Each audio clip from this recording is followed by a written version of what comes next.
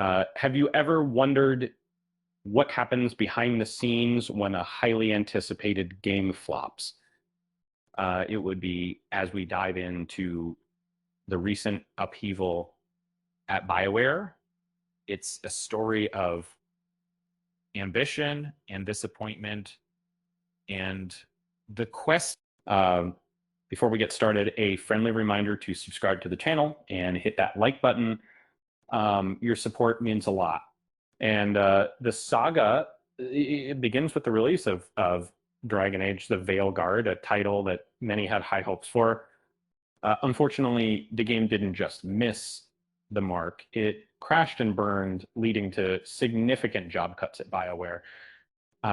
Initially, the studio hinted at a reorganization, suggesting team members would transition to other EA divisions.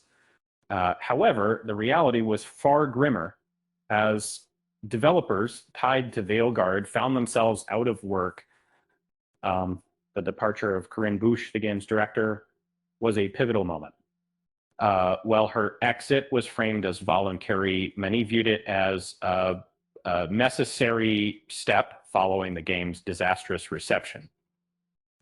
With her at the helm, Veilguard became one of BioWare's most criticized releases, leaving fans and critics alike disappointed in Origins.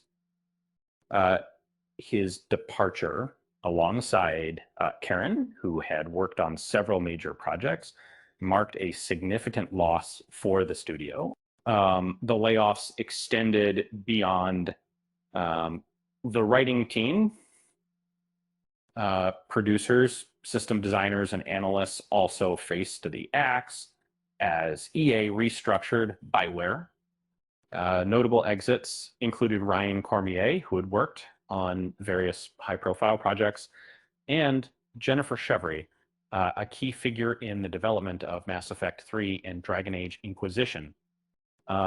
Each departure signaled a broader shift within the studio as EA sought to distance itself from the failures of Veilguard 10. The fallout from the game's lackluster performance was stark. EA had initially projected sales of over 10 million copies, but the reality was a mere 1.5 million, with reports of significant returns and steep discounts.